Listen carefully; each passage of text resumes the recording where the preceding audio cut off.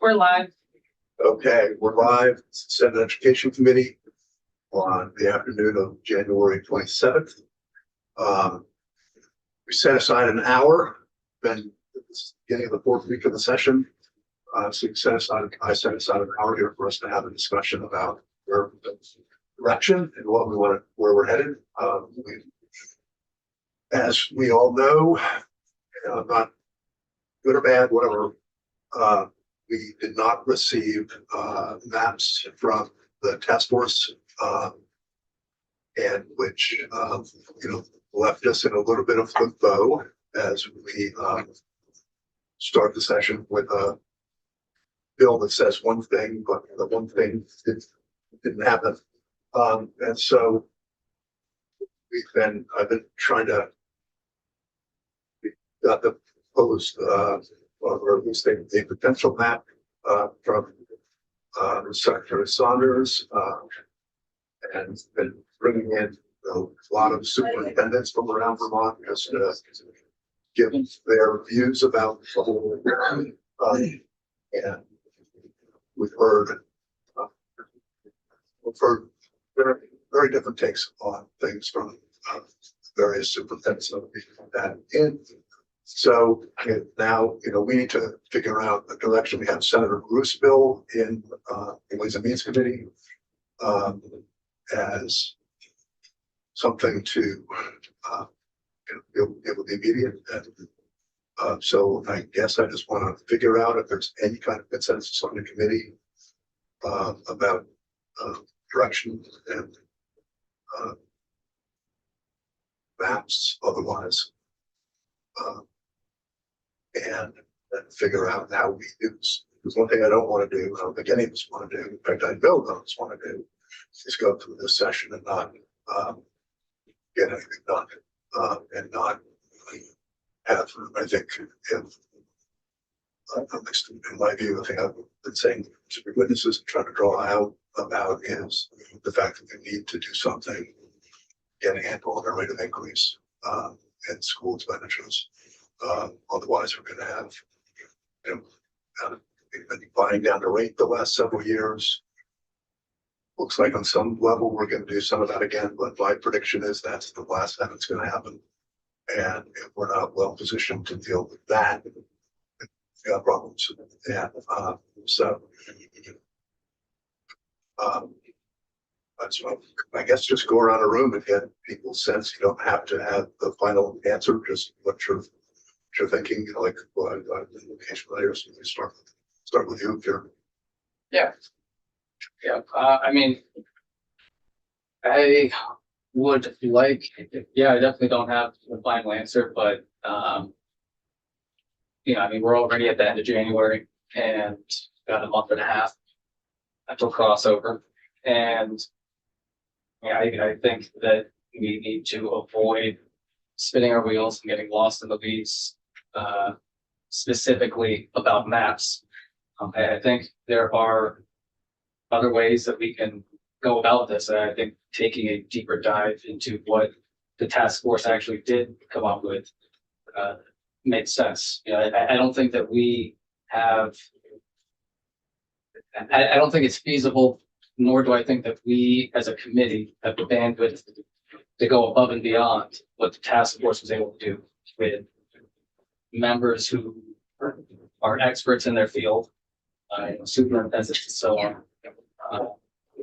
And I mean, they were tasked with coming up with maps, but I think that instead of saying they didn't come up with maps, so now we have to come up with maps, I think we should be asking the question, okay, if those folks didn't come up with maps specifically for us, why not? And taking whatever points that are there that led to them being unable to come up with maps, taking those under consideration as we go into whatever the next step is. I think that is the next reasonable place for us to go. But I mean, I feel like we can find ourselves spending hours, if not days and weeks, going over these specific boundary lines for places that some of us have never even visited or really know nothing about. and coming up with something that isn't really what Vermonters are looking for. That's my Question to Notter is that obviously maps, you're kind of, what, if you were in charge, what's our path forward? referring to What we should do as a committee, if you were in Districting. charge, this is what we're gonna Yeah. head, because I I gotta mean, kind of get a mindset. Yeah, I think that what we have to do is look at what the redistricting task force came up with and look specifically at. And I feel like they've already presented this to some extent, but taking a deeper dive into what blocks did they encounter that caused them to steer away from essentially the mandate that they develop maps.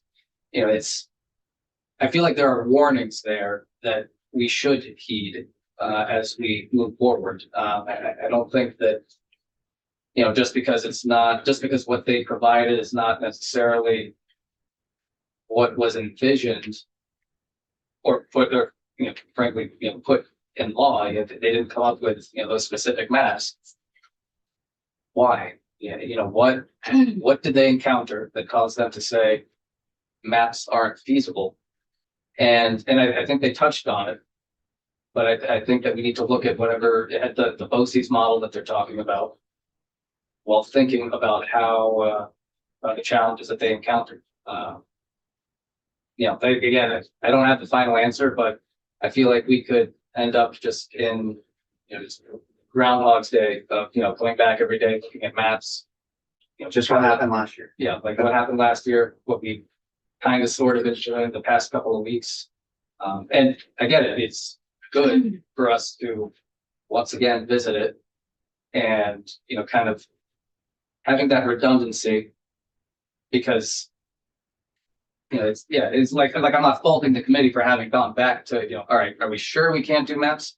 Because that, is a redundancy. The task force did their work, and, we're kind of dotting our I's, crossing our T's. And also, That's, and I would say on that score, exploring what we heard from superintendents. That was one of the things, was to get a sense of where people are on this. Yeah. I think so. So I think you're saying deeper dive into the task force report, they'll spare those on maps and specifically at BOCES. Specifically that. And I think that's a good starting point. And honestly, I think that if that is the path we go, we got to start sooner rather than later, because we're already at the end of January. And I know you've got a good sense of timelines, not trying to tell you what to do, but I just don't want to find ourselves at the end of February and, again, kind of scratching our heads wondering, one, where did the time go? And two, what do we do moving forward? Those are my general thoughts that I'm feeling. What if you go back to you? No, I mean, Either way we want to go. did you start with Notter? Well, it's going to start, but we'll start. Why don't we Yeah, get Dave? I'll go last. Okay, good, David. Actually, I would like, Seven weeks. before, I want to hear what you have to say, because I'm taking notes. Yeah, so I take the exercise here. There's a whole bunch of different factors involved that are on the table with Act 73. One of them is the superintendent identified inefficiency of so many districts and so many duplicated staff offices. Okay, so in our region, and I'll only speak for myself, we have a very natural, based on geography and existing facilities and existing students, we have the ability to take variety of several districts and SUs, pull back, take a look at the entire region, and the region, everything from Otter Valley, Killington to Mill River to Poultney, Fairhaven, and have one or two leaders, superintendents, take a look at the future on how to enhance education for the students, contain the costs, If there's any buildings which need to be repurposed, that's all part of the story. I'm encouraged that our superintendents recognize that opportunity, and I believe they see the logic came from them to begin with, and I'd like to kind of have them exercise it. Very unfortunate that the Superintendent's Association didn't come with any kind of plan in regards to a regional perspective on these geographically similar, or at least geographic footprint, having common goals. So I think that was an opportunity missed by the Superintendent's Association to help us in that regard. What are you saying they didn't do? They didn't. So again, in my region, it's very a district, a combined district, larger district would look like, would take all of the schools in that region, which I just outlined, with a single or at most two superintendents, to take a look at that as a district and start making the decisions about how to positively affect the academic programs for the kids, taking a look at facilities, where best to use facilities, what programs are would better serve the students.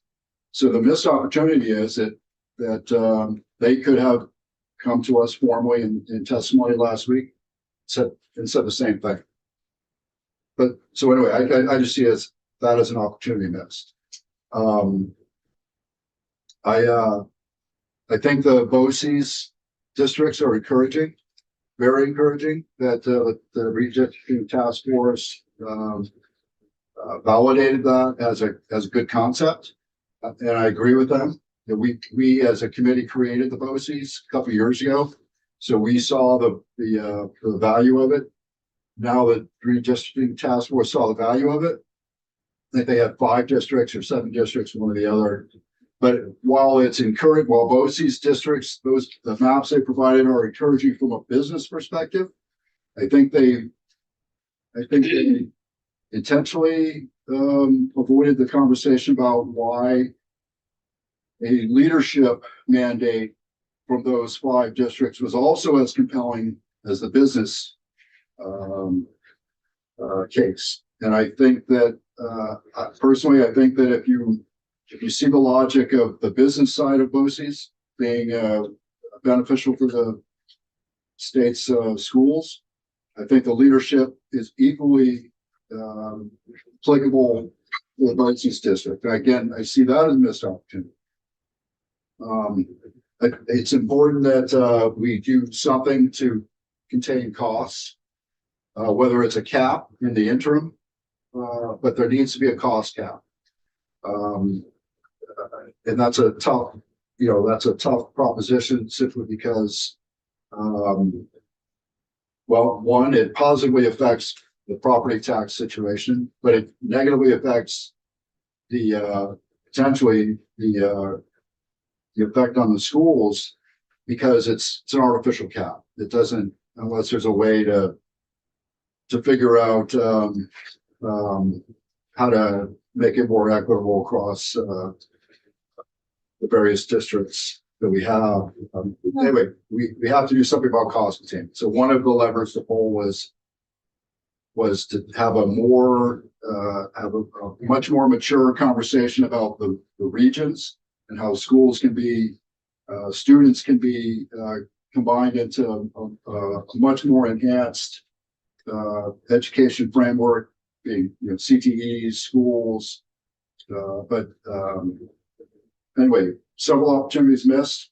I agree with Senator Hashim that we've only got a couple weeks to play this out, and we do crossover.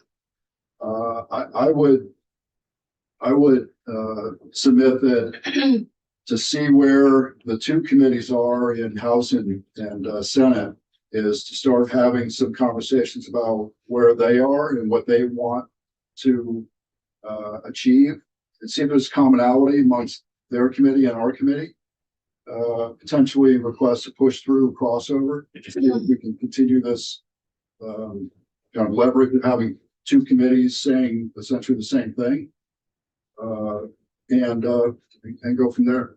But anyway, it's a mouthful of observations. Okay,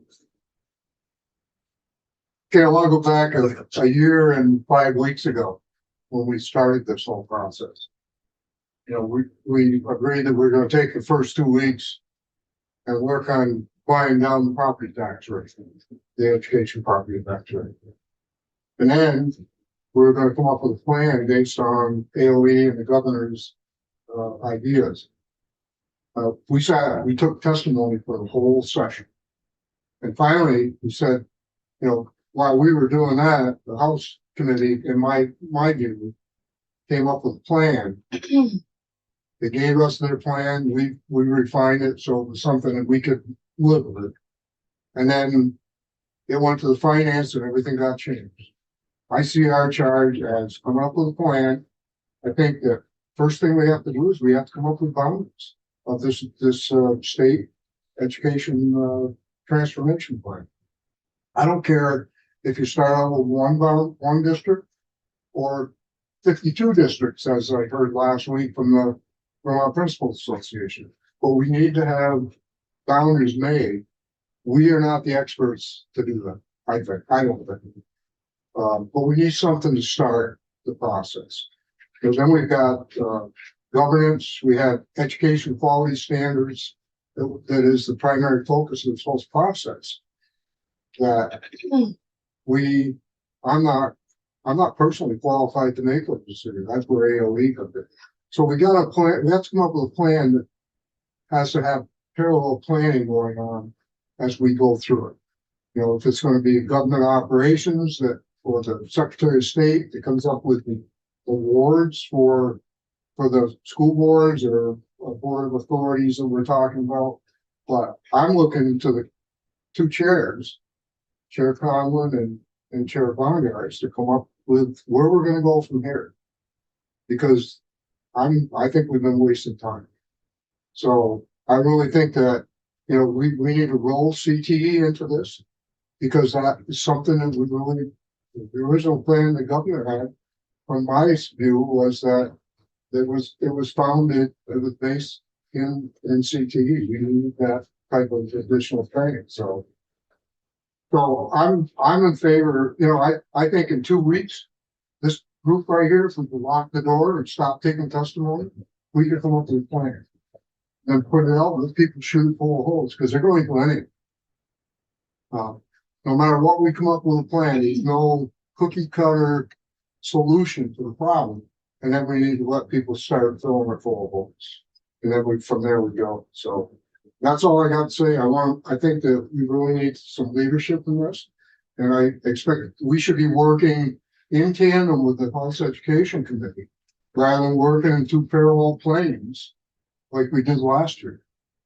You know, we should have joint, even if it's on Zoom in our own committee rooms in the afternoon when we're in session for the Senate Education Committee. What do you want the outcome to be of joint meetings with education? I would plan. A plan? So they're legal or see what the differences are. Right. I mean, that's what I did. So then when it goes to the House and the Senate, Yeah. we're in unison that When what goes to the House website, like what plan? the final bill. For the education transformation plan. So the bill's gonna come out of one chamber or the other, but to have that coordination ahead of time, just to get a majority, at least the committees finding synergy could be helpful. So our job is to do education policy. Right? We can't do it wrong. Or we can, but we still have to deal with the House Education Committee. And then everybody else has to get on board.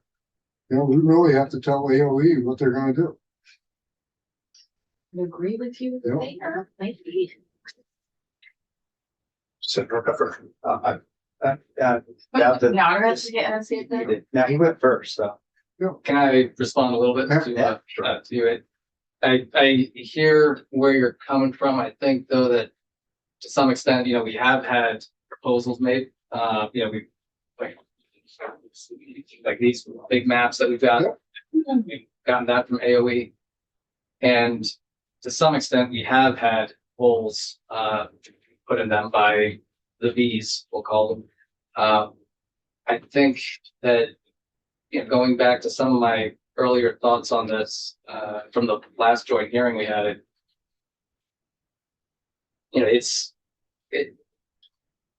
challenging, if not impossible almost for me or any of us to really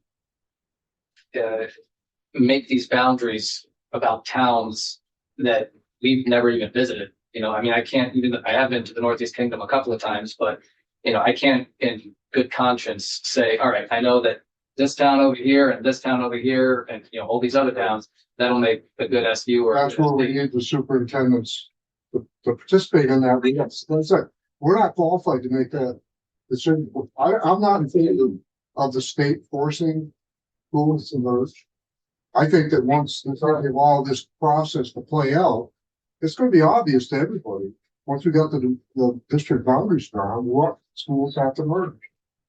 And I think it's obvious to them right now. They know where all the bodies are there. I mean, yeah, I mean.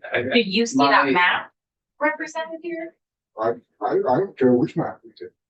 Take the one that DOE came up with. My position is that the superintendents in a region, if we create some sort of incentive structure, may be more inclined to create these new boundaries voluntarily on their own. I And I agree. do think, not trying to Friday, sound like a libertarian on this, but I think more government be put into this. Friday, the superintendent's association said they're not gonna do that.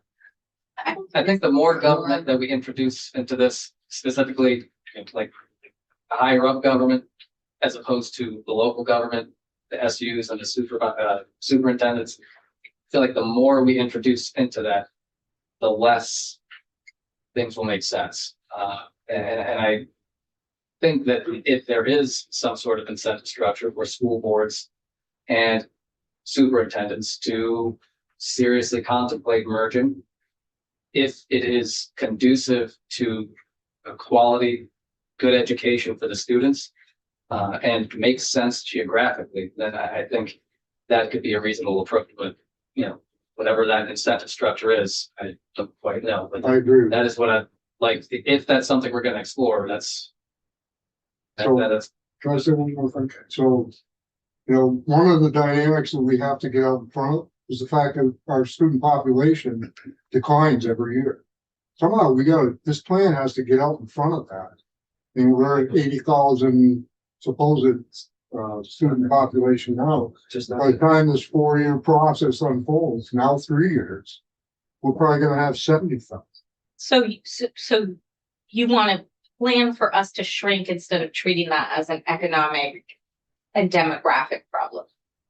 It is, well, it isn't, no. I mean, This- because Those are Because conditions. when a community grows, they need the capacity in that school, right? That happened with Hyde So Park. the other thing is that we know that once we have a world-class education system in the state of Vermont, people are gonna come, well, we're gonna have it better when this process is. Not with this agency that, So I think we will. So let's make sure, let's do a quick. Yeah, I just wanted to comment on the, to incentivize superintendents to come up to provide input. I'm a little leery about that because the incentive is the improvement in the student programs, academics. That's the whole goal. That's goal number one. Goal number two is, bring it down or flattening out property taxes, et cetera. So I'm a little disappointed that anybody needs an incentive to do the right thing.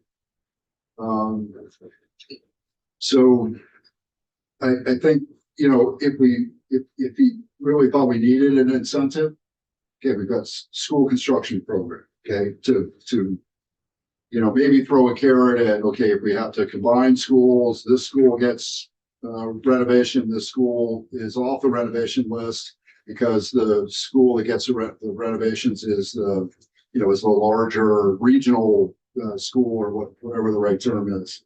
But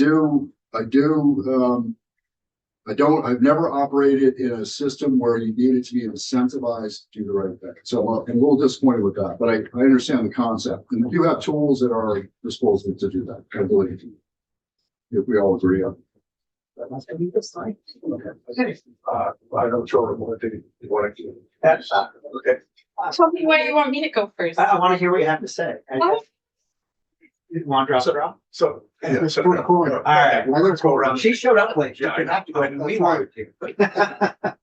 So mapping, I've come totally to the conclusion that for whatever reason, if we even say the Democrats, Republicans, it definitely doesn't want to happen on the Dem side. And our governor has said, hey, we need this. As a committee, we need to decide if we're going to follow it or not. If you sway our decision to go against what our governor, we got to go to the governor and say, we're going against this. Are you going to accept this? If he's not, then we're spinning our wheels again. And I just, as being just a second year person here, I can't stand it. It drives me nuts. So we need the governor to buy in. We heard from the SUs and SDs, and you had some of the SUs going, SUs are the only way to run it. And then we had SDs is the only way to run it. So that also, it's like, I love getting input from our experts, but at the end of the day, our experts, we're going to have to take what they give us, and this body and the other are going to have to decide if it lies on our shoulders. And we can get as much advice from them. But at the end of the day, this committee, Senate and the House are going to make a decision. And it's the best informed decisions that this committee can give to our fellow senators and representatives. Major takeaway I got when we went to the schools is we're all looking for direction. The SU said it, the SD said it. You give us direction, we're going to follow it. So let's give them directions. It's not, I know now it's not going to be perfect, but we got to do something better than we're doing now. And we've been doing nothing. And that's, for somebody who's used to getting stuff done, it drives me nuts. I believe what I see coming down the pike is that we're going to strike almost all of Act 73 and rewrite it again from what we've heard. And if we're going to do that, we got to be prepared again with governor to talk so that we get on the same page to get something going. Your new schools, there's no money. So we can talk about it. When you said redistricting for more centralized high schools. I'm all for that, but we don't have the money right now. So we got to work with what we have presently to get to where we want to be probably 5-10 years down the line. So we've got to keep that in mind. Definitely doing maybe bigger high school areas, but knowing, hey, I'll take Addison. If we get rid of Middlebury, Pretence, and Mount Haven, put them in Haven like we had discussed, what are we doing within buildings that we know we can sell them off and help build our new building? So I'm for that. Task force, if they were rated like a high school child or a student, they would have gotten that because I told you to do the report on George Washington and you brought me a report back on Benjamin Franklin. It's like, we just didn't want to go that route. We went this route. That is the truth of the matter. What their findings were great, but the truth of the matter, they did not do what they were tasked. So we're dealing with that now. And last, my pitch is I see one school system. I don't want to call it a district. I want to see one school system. That way, when people need to consolidate, the legalese will be gone. We're all under one school system, keeping the schools as individual as possible, rather than having school boards that might run 2 or 3 schools that they don't have as much knowledge as the people that might want to be on a board advisor of a single school. And then where we do from that, of course, it's all governance, wouldn't be in our house. But I'm probably going to unveil something in the next week to see if anybody has an appetite for it. If they don't, drop it in the basket and walk away. But I'm at least going to give you an option that I've been looking at and I feel. But I honestly believe that Act 73, we're going to do a total rewrite again. Just don't see that we're going to fall in all the requirements we put into that. And there's some in, like school choice, I think is huge what we heard. Parents want school choice. There again, if we take away the boundaries, 85%, we've also learned, I believe that most 85% of all students will go to a public school. So is that enough? Can we run the numbers to make sure that's enough to support our local school system? Or do we keep mandatory in the place of not being able to have choice of, of other education options, which takes away from our children? And that's what it's really about, getting our children educated to the best of their ability, not necessarily always going to the public school, but what might work best for them. So that's my statement. Just a quick response. I think I think one important thing, perspective that I try keeping, not just here but everywhere in life, is if you got a perspective, but then you're introduced to new evidence and new information that shows you that your initial perspective might have some flaws or there might be some issues. It's not, in my opinion, a failure to take a step back and say, all right, maybe that initial perspective isn't actually going to work the way that I thought it would be. So why and what can I do differently? What's the contingency plan? Because my initial plan didn't work. And I think, And is that toward what the task force is doing? Is that what I'm taking? I think it's us, or us? but also the task force. I mean, I was going through, the reports from the task force and also some of the research, at least the research that's publicly available. And, I didn't spend the same amount of time as they did, obviously, but, I can see where they're coming from. Had they also gone down this other hypothetical where they compiled all this research and said, hey, here is a map that based on our research and the expert testimony we've gotten, here is a map that actually could be helpful, that will get to, the heart of Act 73 that we're trying to accomplish. That is likely what I would be leaning to support. But again, I think it comes back to, they were given this task. They weren't able to complete what we hoped they would complete. So we first have to ask, why did they do that? And what warnings from that can we take into consideration as we develop some sort of alternative pathway? So to that, everybody wants to be data driven, which is very important, which I agree with. A wise decision on them would have been to use the secretary's first map, run the numbers on that, bring it back and say, this is why we've ran the numbers, this is why it's not going to work. And then Which numbers? whatever they decided for the map, you say, this is why, here's the map that we tried and it's not working. Maybe you did two. And then said, now I'm showing you, here's the evidence that shows redistricting does not work. All right.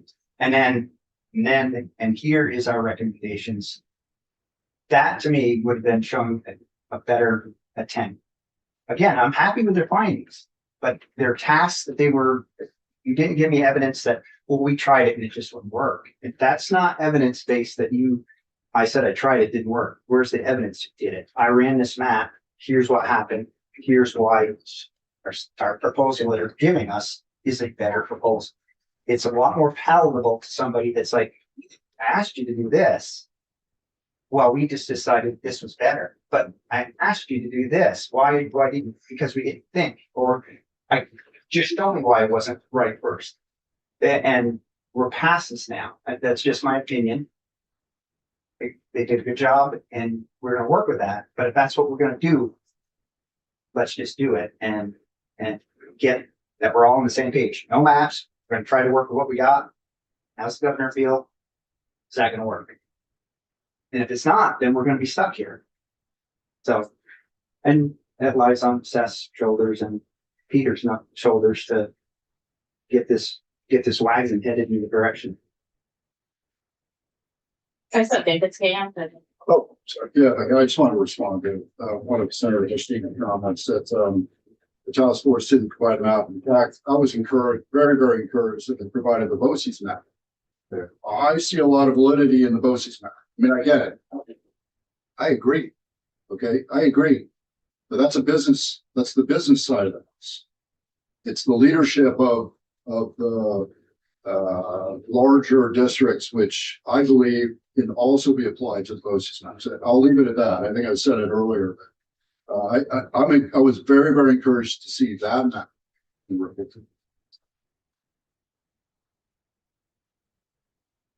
so. I'd like to step back to just a thought exercise. If we think about how Vermont is a state that doesn't even have county government right now, right? So our municipal taxes have been held pretty constant and steady because they've always felt overwhelmed by the education property tax. So there's that. But if you've ever sat in government operations, and we've talked about dispatch, we've talked about emergency services, we've talked about Essex Town and Essex Junction being one community, and after about 100 years, we created a whole new city of Essex Junction. It concerns me that we are not having this conversation about our education system with any foundation of recognizing they are responsible for every child's life. They are responsible for every child's transportation. They are responsible for every child's mental health. Who's this? The school districts. Not every child, but the majority, because some people homeschool, some people private school.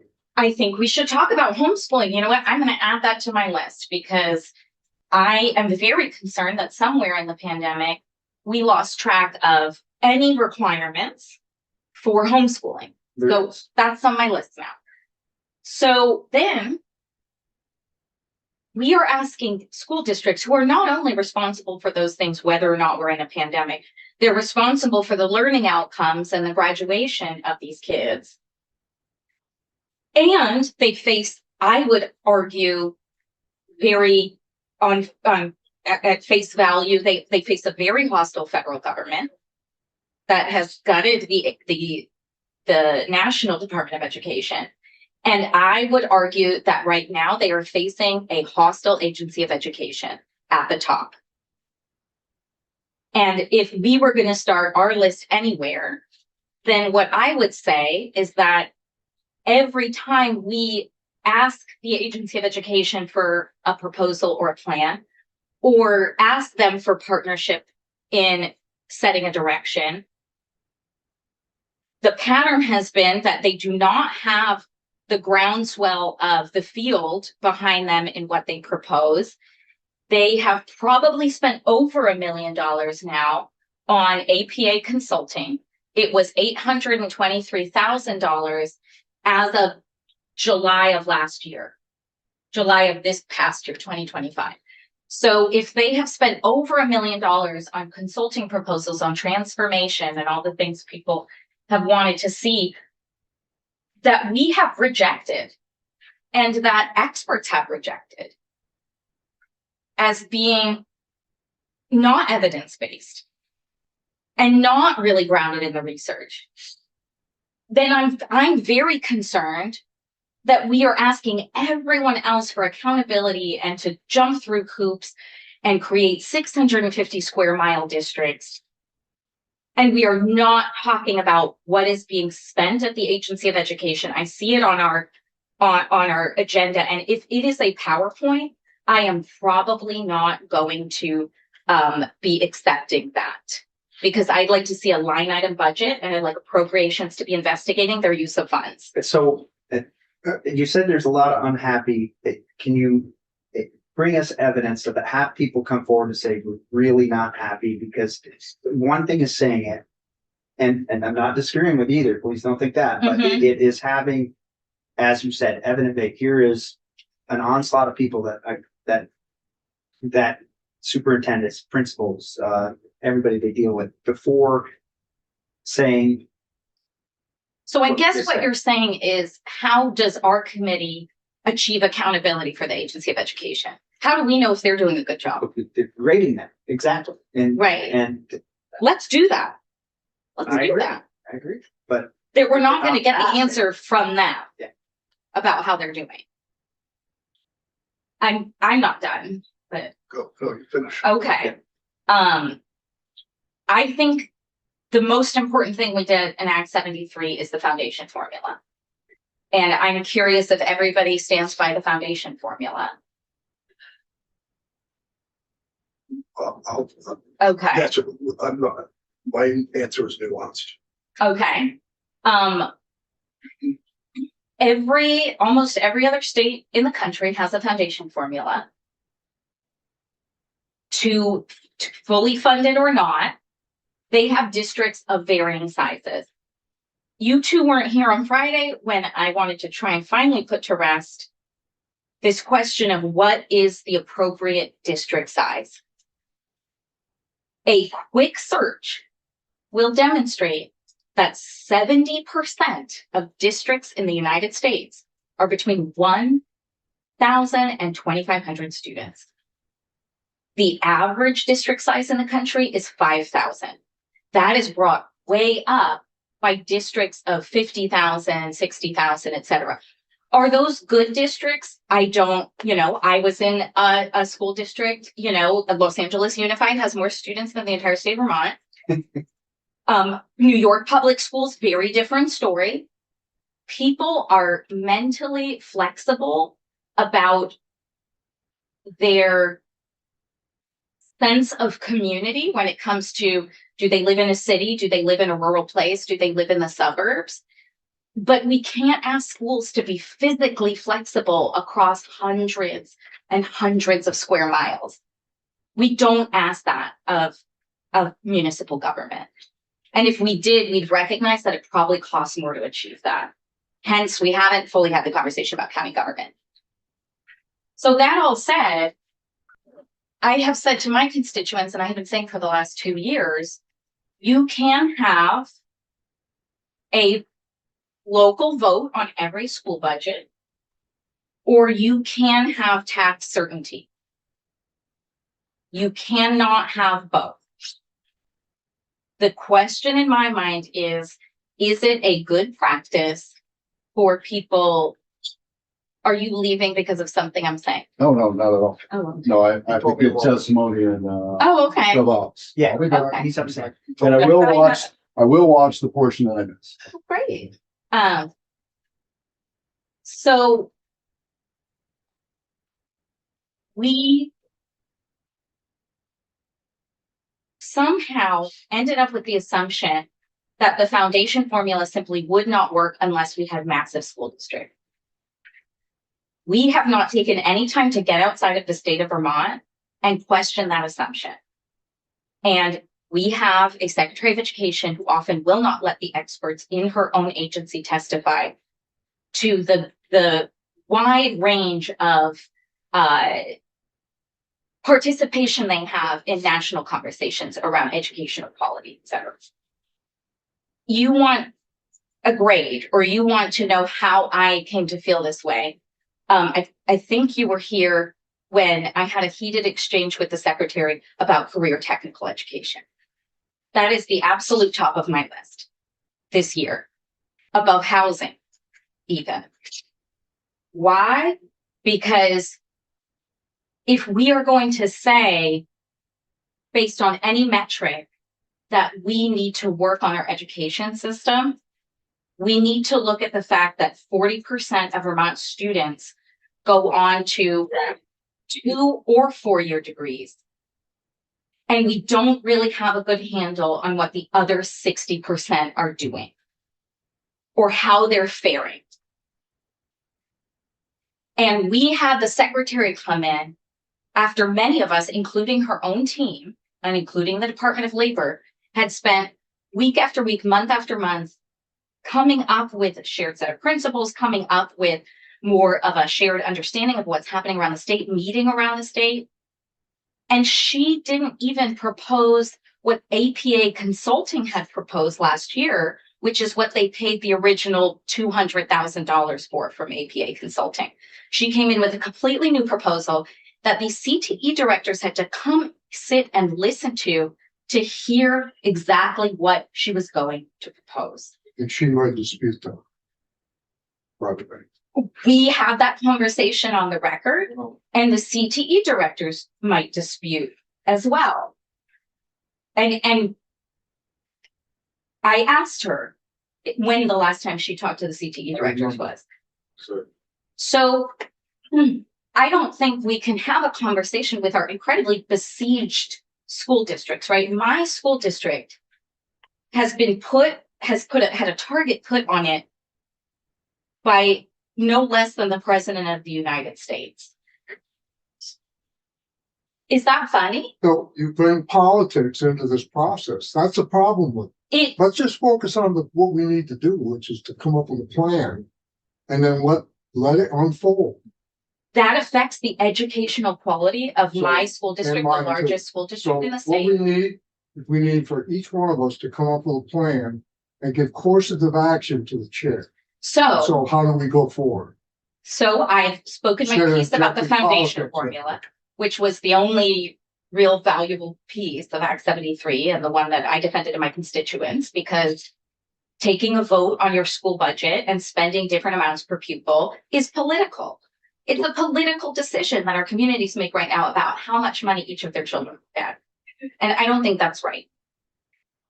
Beyond that, I think we have many conversations, many of which I've asked the chair if we could have full hearings about, on how to actually improve the cost of our education system and the quality of our education system.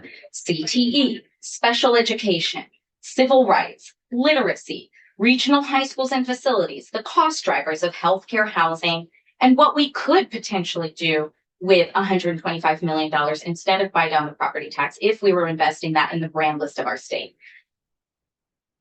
How we achieve equity across districts without saying simply merge. What the right size for a district is based on actual evidence and everyone reading the same research material.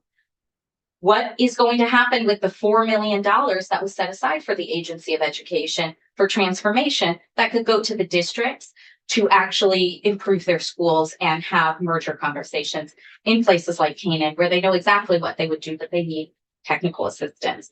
Pre-K access, transportation, homeschooling, I've added to the list. I could go on if you gave me more time to think about it. There are a lot of things we could do to improve kids' lives right now. And none of them have to do with artificially drawing maps every day in this grid. So, everybody else has spoken, just to say what I'm thinking here. I wanted to take the time, we did the five visits before the session started. I think that was really important for us to do that and be out in communities and hear, see and hear schools. I think I came away with a lot of powerful impressions from that. I think we all did.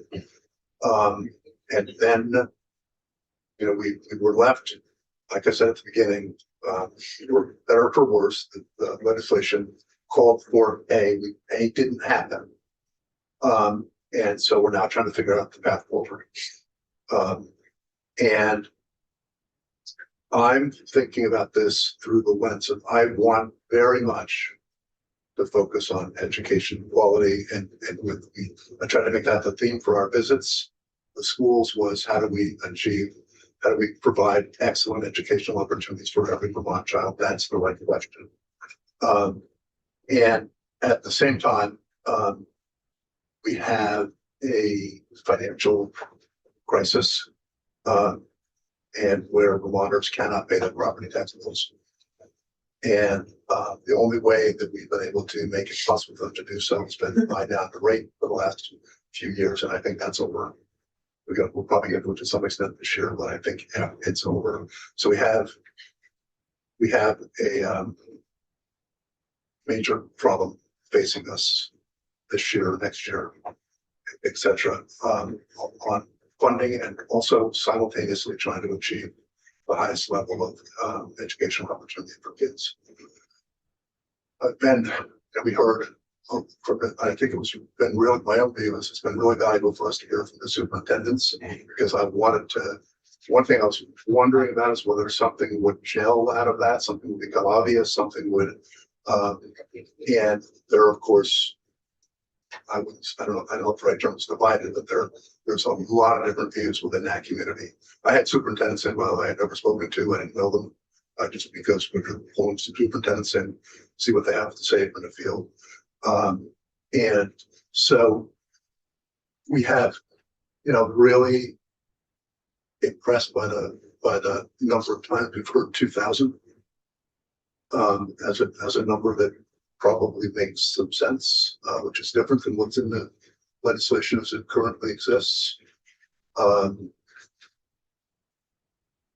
think we need to, we've had a lot of disagreement between even the superintendents and World Schools Community Alliance and others about SDs versus SUs. My own view is whatever we put together, districts can, my view is they can decide which way they want to do it.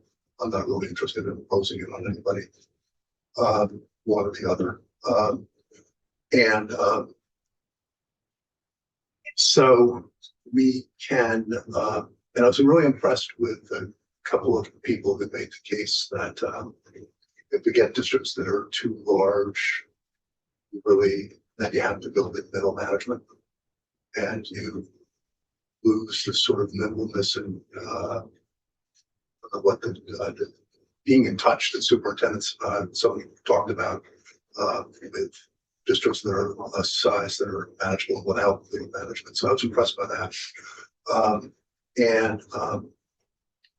So I think we have Senator Ruth's bill trying to do something about the immediate, and it is, he's the first one to say it's a bit of a blunt instrument, but it's, and maybe there's a way through the work of the finance committee to build in some new ones, and he knows that needs to happen. But I think that I'm deeply concerned about what happens if we don't do something to control the rate of increase in school budgets. And by the way, I say that even with the belief that the money we're spending is probably well spent.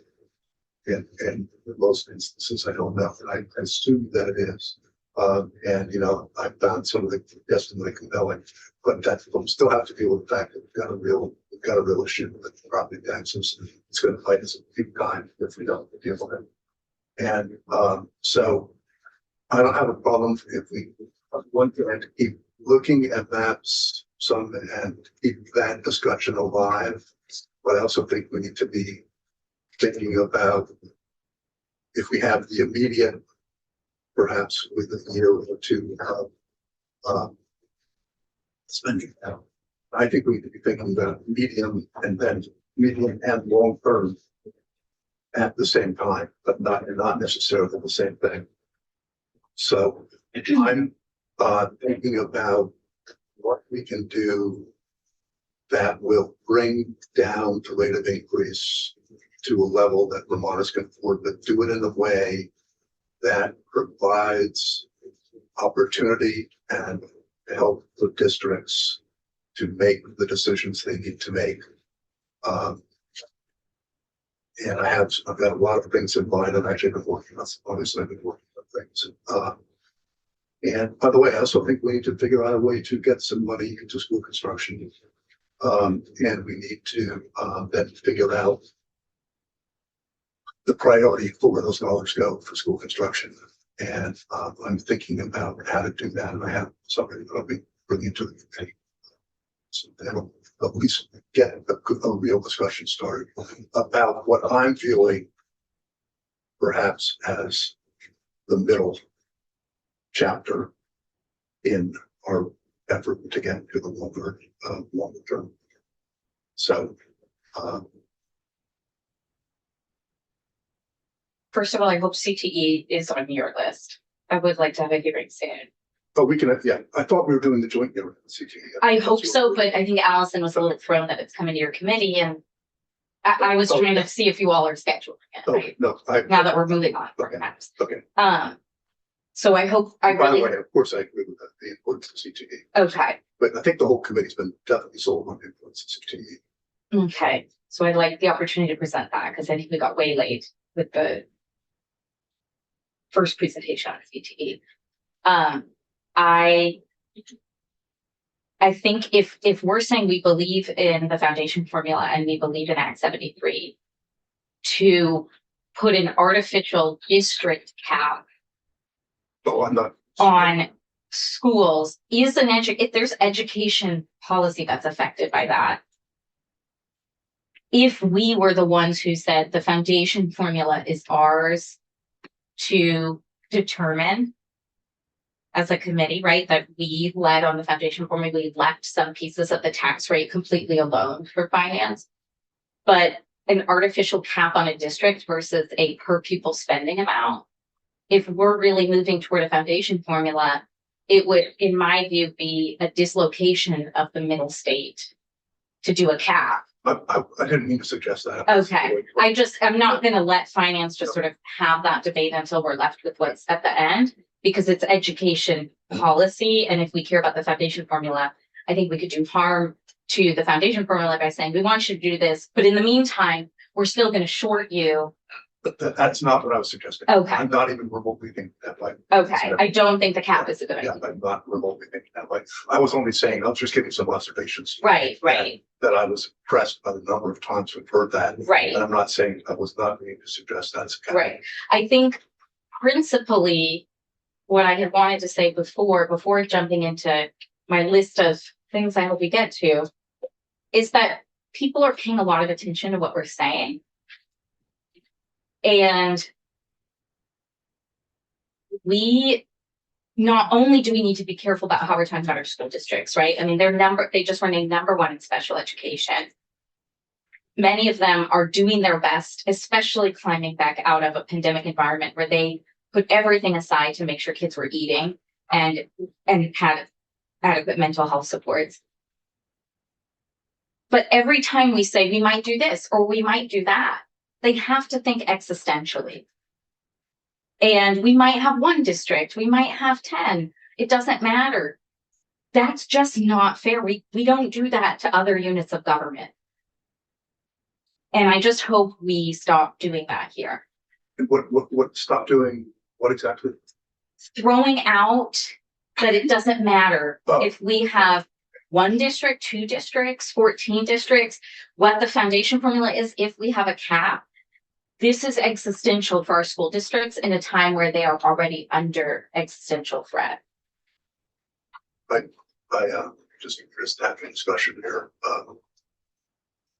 I think it is really, I think what we gained, especially going out of the building, like we did during those 5 visits, was to get, I already knew it intellectually, but it was driven more emotionally for me, the effort that schools are making for kids.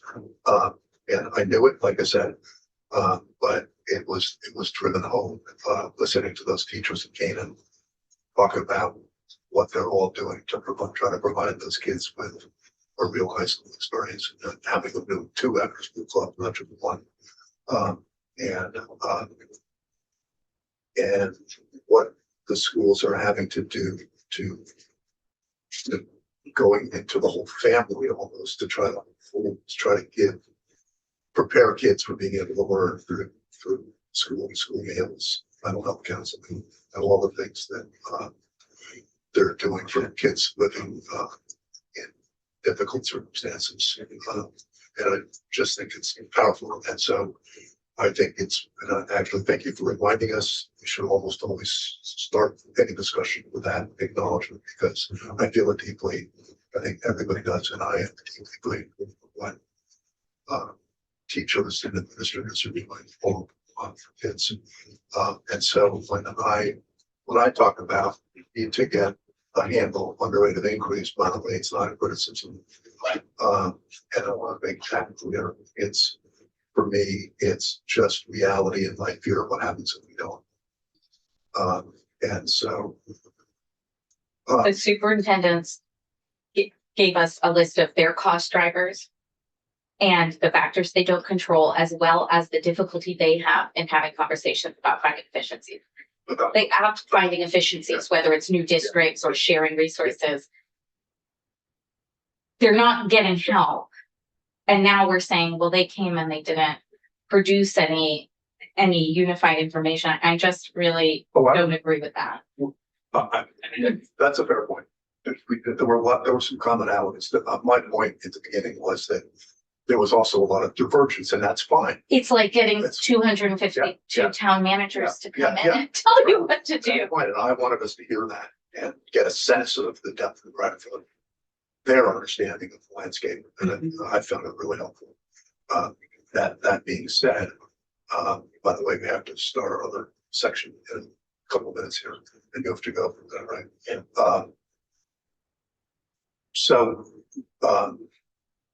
I'm working on something. I don't want to sort of like talk about it quite yet. I know what it is, but I'm trying to thread this needle and get us to something that will hopefully accomplish what we're trying to do here. And I do think, if people I don't want to shut the door on maps because if the house is amenable and we can keep doing some thinking about maps and how to get there, what they might look like. But I also take your caution, by the way, on that. But I don't want to say we're not. It's not for me to say anything whether we are or aren't. My point is that we're not closing any doors, but we're recognizing the one thing I don't want to do is end this session having accomplished nothing. I don't want to make sure we've accomplished what we need to accomplish for taxpayers and for the kids in Vermont. And so we have to just figure out, I think we're all going down two paths at once, and we might be doing that for a while, but we have to keep an eye on getting at least that part done. So I think they're coming into town. Want to take a short break? Yeah, short break. Yeah.